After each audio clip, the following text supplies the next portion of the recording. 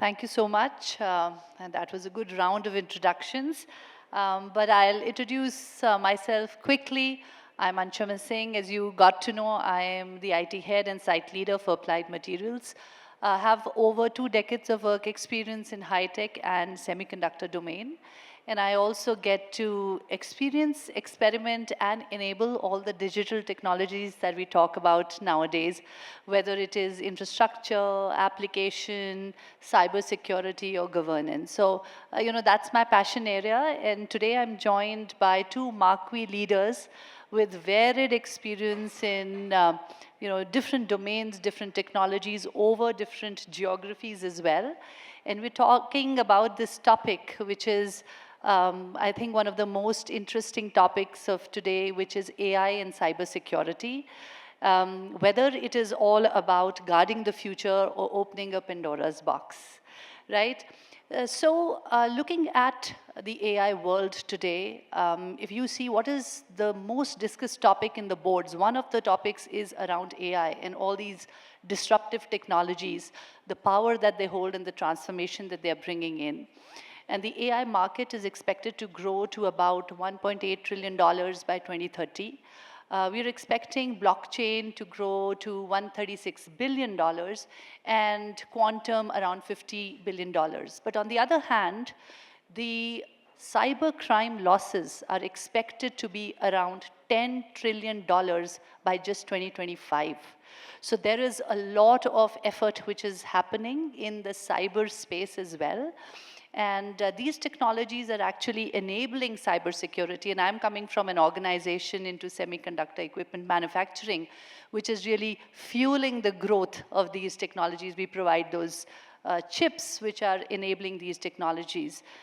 We've seen that AI is being leveraged to for threat detection, response, for fraud detection, and for even automated incident response. Blockchain is coming in very handy when it comes to decentralizing security or data integration. And then we also have our famous quantum computing, which is really enabling the cryptographic algorithms. So a lot of effort is being put by these technologies to enable the cybersecurity space. And I would really like to ask our leaders, what more they can talk about this. So coming over to you, Rucha. How do you think these technologies, AI, blockchain, quantum computing, they're really enhancing and enabling?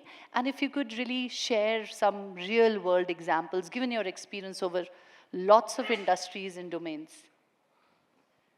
Thank you, Anshuma. Great to be here. I think always enjoy the NASSCOM event. So very double-edged sort of topic this is, of course. I'm from Mahindra. I think we are in 20-odd industries, and from a very direct touch to consumer to back-end systems and making automobiles and tractors and so on. So in all these, the use of AI, we all have had it to some extent for a long, long time. AI is not new. I don't think it is new for any of us. What has catapulted the conversation into another stage is generative AI coming in. And with it, it's also brought in a whole lot of usages and challenges that are there. The applicability of this to cybersecurity, I think you touched on some of this, right? How it has enhanced it is vulnerability and threat detection. It happens a lot better than how it used to happen before. Very complex anomaly detections, especially I think BFSI industry has taken such good advantage of it. Your machine learning models to understand these anomalies. Are they false positive? Are they real threats? Ransomware predictions, malware predictions, even phishing attacks. I think there's a lot of help that AI has provided in avoiding those, understanding it beforehand. A lot of this is happening through AI. Quantum computing, while it may look like it is going to sort of decrypt everything that is there, also has come up with some really good, our TechM team, Makers Lab, had done, and I think this was like in 2019 or something, with British Telecom, a completely secured video communication. Now this is a real, file transfer, video communication that is completely secured, peer-to-peer, with key distribution, quantum key distribution. Blockchain, I think you talked about it, right? Decentralizing the security aspect helps a lot because a lot of this is going to be on edge. I'll give you a very sort of kind of humorous anecdote about security. I heard this somewhere, so I won't take credit, but I want to quote it.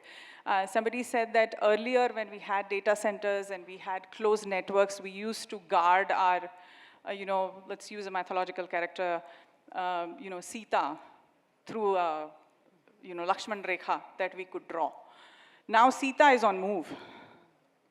Your user, your assets, your data is on move everywhere, and that's what we are protecting. So, decentralization of security is extremely important. Zero trust architecture is what we are putting in there.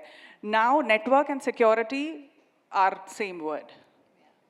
So, wherever, monitoring your traffic, detecting your anomalies on network itself and never letting it in.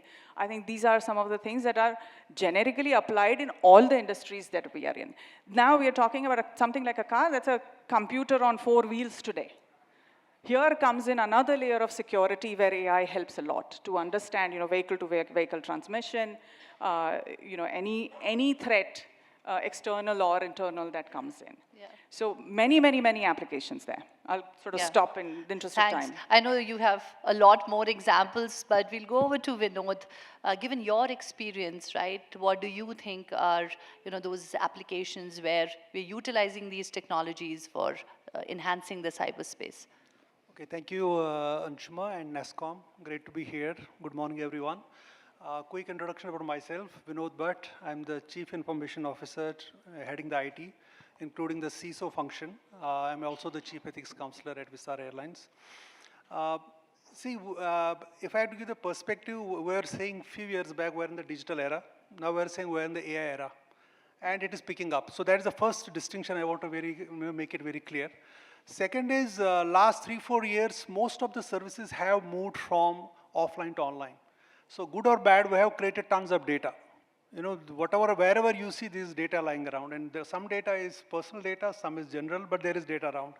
So there was great need for AI to get into it, and specifically into the cybersecurity. So what we did as an enterprise, we looked at all the aspects of enterprise, which was starting from the definition of the policy. What do you mean by the cybersecurity policy, and putting the AI elements into it. Then you talk about your endpoints. Endpoints are your mobile, email, devices. Rucha talked about edge, everything including that. Then you looked at your whole SOC, your security operations center, your network operations center, right? You looked at whether you are using cloud. So look at the cloud security, look at your firewalls, and look at the visibility dashboards, which can give you the complete visibility. If you are lucky, you may be on multiple clouds, and it creates a lot more different challenges from the security point of view. Because the malware and ransomwares, it can be anywhere in the network, and how do you proactively monitor that? So while all these technologies, I think question was about the benefits, I think it has really helped us. While the digital era and AI era are progressing very hard, fast. So these technologies also helped us to plug the gaps or go back to the drawing board and see that what does it mean. And look at, and every enterprise had to do it, and we're still doing it. We can't sit back and relax and saying that I'm done on the security side of it. So, so there are tons of benefits, but identity and access management. Privilege access management. Rucha talked about phishing. We're not only talking about phishing, we're talking spear phishing, we're talking mishing, we're talking about USB key drops. So many things are there where technologies are here helping to put a check or at least have a proactive decisioning as part of it. And many use cases we can talk about, but I'll take a pause here. Yeah, I know, and even user entity behavior analytics, I think it's all based on these technologies. So, yeah, we know there are a lot of applications, but on the other hand, there's the other side to the coin. It is a dual-edged sword. And Rucha, what do you think, how these technologies, on the other hand, are really being used by malicious actors to disrupt the normal course of action? Yeah, very, very true. I think any technology can be used for good and bad. I think we've all, from the era of having nuclear power in your hand, right? You generate great deal of, electricity that will light up the world, or you can do Hiroshima. So I think plenty of bad can be done through it. And just, I touched upon the example of quantum computing. All the encryption in the world will go out the window when that becomes reality and it becomes generally available. For sure, right? What we do today, we think it is secured, is not going to be secure. We'll have to come up with more stringent security standards. AI is, with generative AI, especially with NLP, all this technology is coming in, it's mimicking human more and more and more, which means, fooling somebody is becoming smarter and smarter. The deep fake is just so enhanced with the latest, advancements in AI. N number of examples. What was it? $25 million. They conned a CFO of a company in China to transfer more than 25, I think 26 some million dollars, because somebody was able to impersonate exactly like a CFO. And this is the power of AI when used in a bad way. Another example was very recently, while the responsibility of a human being comes into picture, right? Legally, OpenAI was able to prove that they did not use Scarlett Johansson's voice as the bot voice from the movie Her. I don't know if you guys have seen it, worth watching it. We are all techies, we would like to watch that. They proved that it was not used, but if you listen to it for a human being, it was her voice. So you can misuse the information in tremendous way. I think even this 51% of taking over blockchain that we have thought it's secured, it is distributed, so you can't really penetrate everywhere. That has also happened. What that means is we have to use the technology. So this part is ethics, and part is we really have to be ahead of these threat actors, because the smarter we are getting on protecting our assets, the smarter the threat actors are also getting on coming back at you. One of the things I'll say is we use AI for making sure that your, sort of assumed breach position is well protected. Monitoring, as Vinod talked about.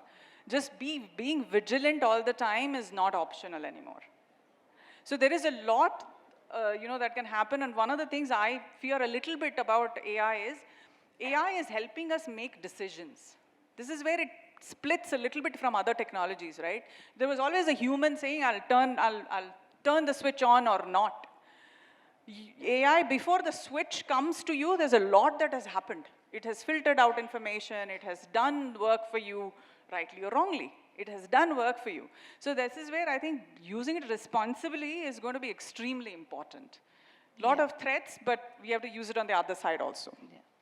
Rightly said, and I think, Vinod, I'd like to get your viewpoint. As everyone says, right, all CISOs say it's not a matter of if, it's a matter of when. And do you think that these technologies can bring that when closer? What do you think? See, it is the other side of the coin, right? While we safeguard our house, but we may keep all the doors locked, but if there is a small window which is open, then that is the weakest link you can create into the system. So you will see these technologies also bring out vulnerability. I think VAPT is a very important area which as leaders have to understand, that vulnerability and the whole penetration. So that's where the threat actors exploit that, and they can get into the system. Humans, still the phishing is a major area where it gets breached into the system.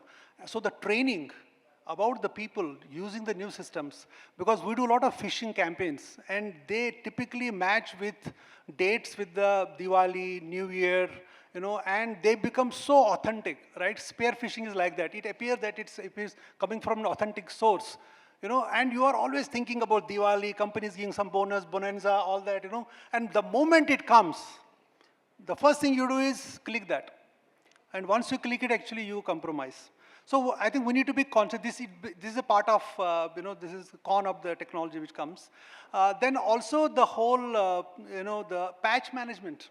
See, a lot of distributed ecosystem is there. Not everybody is within the four walls of the enterprise. So how do you make sure that these devices, endpoint devices, are actually updated? And all of us seen recent, you know, Microsoft event which happened, right? It brought down many of the enterprises because, you know, it was again a patch was not properly done, it was not properly updated. So patch management is a big area which we all need to understand.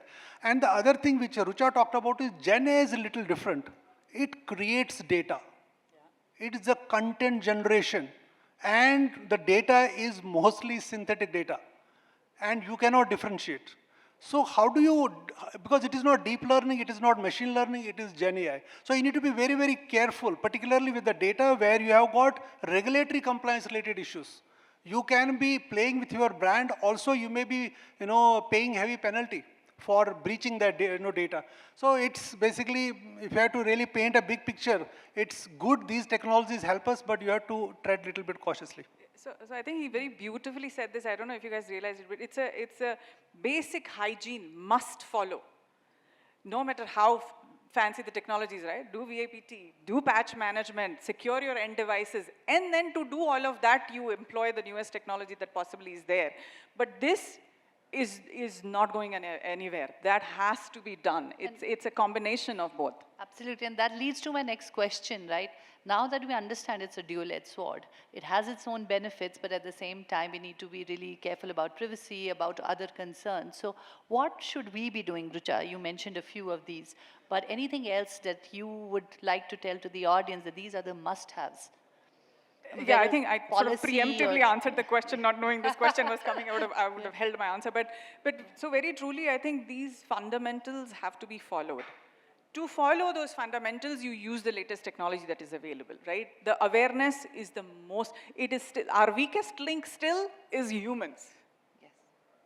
Our weakest link still is humans. So we have to ensure that the days are gone where cybersecurity used to be a problem of the technology team or CISO or only IT or something like that. It is everybody's business. It is absolutely everybody's business. The fact that the technology is now mimicking human a lot more, it becomes even more important that every human being is aware of what threats can you know, clicking on something, what can it bring into your ecosystem.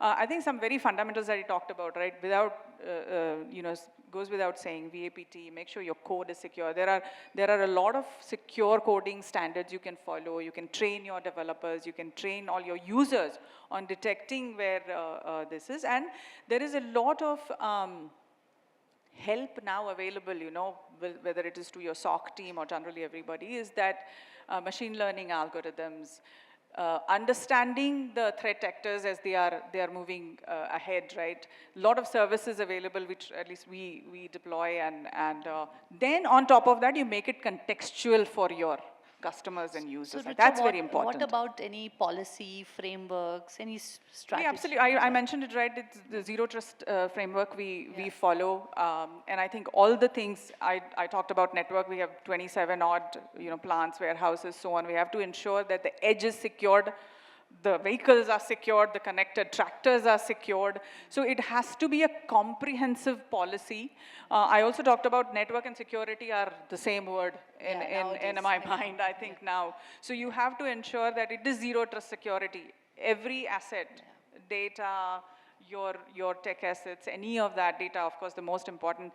We were just talking when we were sitting there discussing this topic. I was looking through some stats, and it said 61% this year, in last 12 months, 61% of organizations have experienced data leak out of third party, their ecosystem. Last year, it was 49%. Look at the rate at which this is happening. This is growing. But on the other end, AI in cybersecurity, currently on 2024, is about $25 billion industry. In 2032, it is expected to be 4 times that, 102 billion. So there is a lot of more technology that comes in to help us as well. Yeah, I think Rucha rightly said, even we have these frameworks like NIST, etc., that, a lot of organizations are really following. And even in India, we're getting some of these DPDP Act. We're waiting for it to come month on month. We wait that that's going to be in. So I think it's very important to go with some of these frameworks, these policies which are coming in. I'll now bounce this question to Vinod with a little bit of switch from coming from organizations, etc., but now back to leaders. The future leaders of tomorrow, what they have to do to ensure that they're leveraging these technologies, but at the same time, they're following the ethical standards. And you being the Chief Ethical Counselor at your organization, what are the steps that you take? The other thing was also about collaboration. I think, today we're looking at the fact that there is no one organization or one nation that can protect itself. It's all about collaboration. Even in our industry, we've formed this semiconductor cyber cohort. Last month, we launched it in India itself, where all the semiconductor organizations are getting together to look at cyber. We are there's no competition here. We all are in it together. So your views around this, how do you see the future leaders and collaboration coming in? Okay, there are 2 questions. I'll try to do justice to both. First thing is, I think we did not talk about is an engineering summit. We need to talk about OT as well. So there are standards for OT like IEC, I think 62443. So we need to look OT, IT in one lens and get the visibility. That's a challenge. I think I just want to make that context. And actually have the segregation of OT and IT security. And have the segregation, because OT hasn't progressed at that level in terms of maturity. So you need to be watchful about it, since it's a design and engineering summit.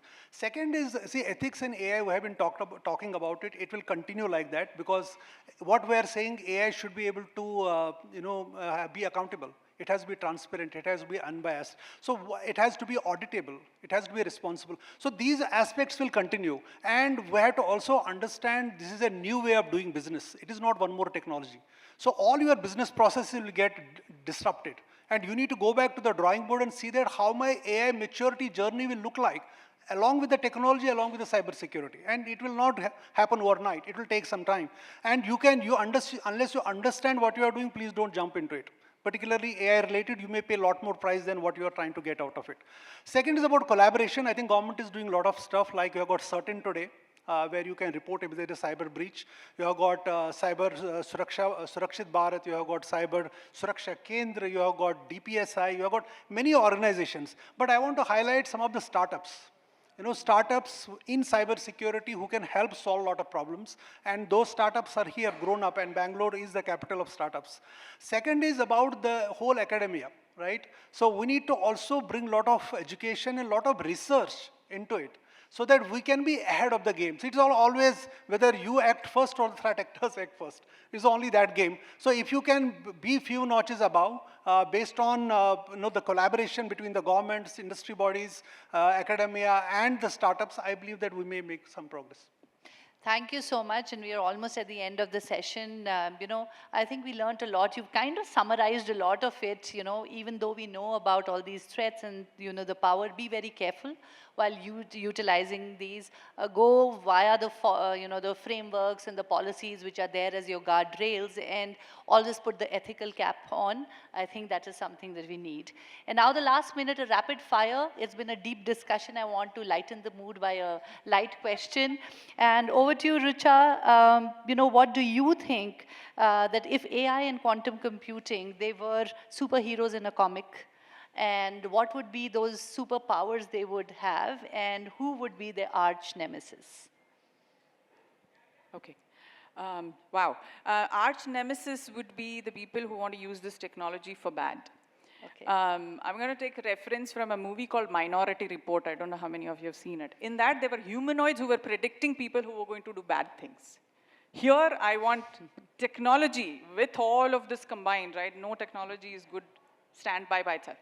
All this combined, I want to predict who's going to do bad and stop that right Awesome. there So before you- happening. So predictive, threat. Wow, that's stopping. interesting.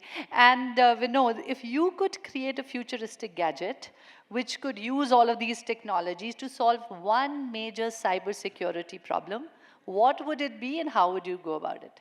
This is a hypothetical question. Please don't take it seriously. But I am going to answer like that. See, in cybersecurity world, there is something called MDR. I don't know how many of you use it. Yeah, we all know. Managed detection and response. I want an automated MDR, which will just look at the threats, immediately remediate it, immediately take the action, so that I can have a good night's sleep. Are you asking all of us to retire? No. By that question? I put a disclaimer at the start. It's a hypothetical question. Don't take it seriously. So, All right. Thank you so much. It was an interesting, quick chat with both of you, and I thoroughly enjoyed it. Hope, even the audience had some things to take from it. Thank you so much. thank you. Thank you so much. For more content on tech and leadership, subscribe to NASSCOM YouTube channel and press the bell icon to never miss an update.